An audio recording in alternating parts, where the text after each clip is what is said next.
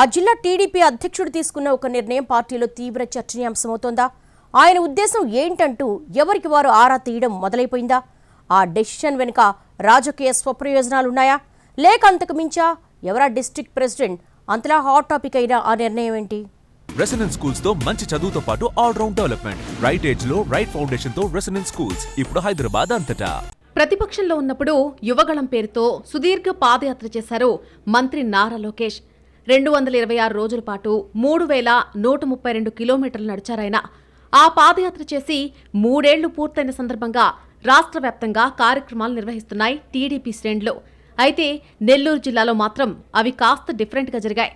కొందరు ఎమ్మెల్యేలు పాదయాత్రలు చేశారు. నెల్లూరోళ్లు ఏం చేసినా కాస్త డిఫరెంట్గా ఉండాలనుకున్నారో, లేక ప్రోగ్రాం ఏదైనా సరే మన ముద్ర పడాలి అనుకున్నారో గానీ దీనికి సంబంధించి ఒక కీలక నిర్ణయం తీసుకున్నారు పార్టీ జిల్లా అధ్యక్షుడు బీదా రవిచంద్ర. మొత్తం 3132 కిలోమీటర్ల లోకేష్ పాదయాత్రకు గుర్తుగా ప్రతి నియోజకవర్గంలో అంతే మొత్తంలో విద్యార్థులకు సైకిల్స్ పంపిణీ చేయాలని ఎమ్మెల్యేలకు సూచించారాయన.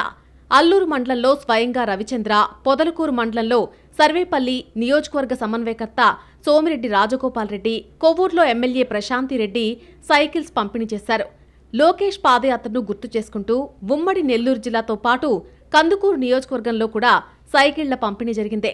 దాంతోపాటు యాత్ర జరిగిన 221 రోజులకు గుర్తుగా నెల్లూరు జిల్లాలోని 226 ప్రభుత్వ విద్యాసంస్థల్లో వస్తుల కల్పనతో పాటు అభివృద్ధి చేయాలని జిల్లా తెలుగుదేశం పార్టీ కీలక నిర్ణయం తీసుకుంది. అలాగే 26 స్కిల్ డెవలప్మెంట్ ట్రైనింగ్ సెంటర్లను ఏర్పాటు చేసేందుకు సన్నాహాలు చేస్తోంది.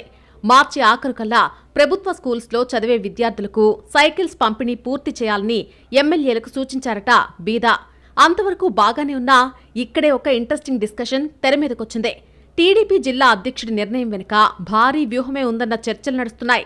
బీదా రవిచంద్ర బాధ్యతలు తీసుకున్నాక జిల్లాకు చెందిన ఎమ్మెల్యేలు, మంత్రులు ఆయనకు సహకరించబోరంటూ స్థానికంగా పెద్ద ఎత్తున ప్రచారం జరిగింది.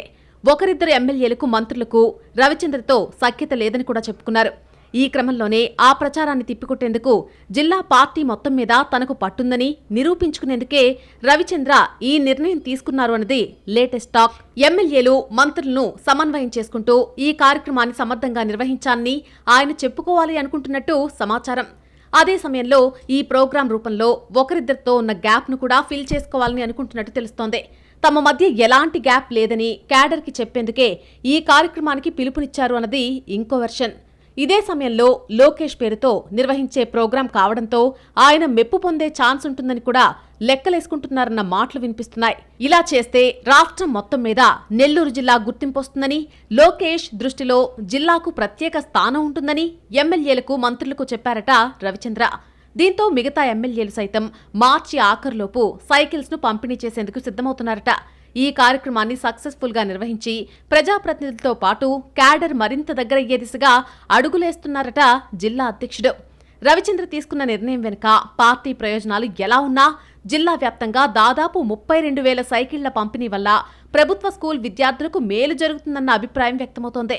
అలాగే ప్రభుత్వ స్కూళ్లను అభివృద్ధి చేయడం, స్కిల్ డెవలప్మెంట్ సెంటర్స్ ను ఏర్పాటు చేయడం ద్వారా నిరుద్యోగులకు ఉపాధి అవకాశాలు కూడా వస్తాయని చెప్పుకుంటున్నారు. దీని వెనక ఎవరి ప్రయోజనాలు ఎలా ఉన్నా ఈ కార్యక్రమం ద్వారా జిల్లాకు మేలు జరుగుతుందని మాత్రం మాట్లాడుకుంటున్నారు.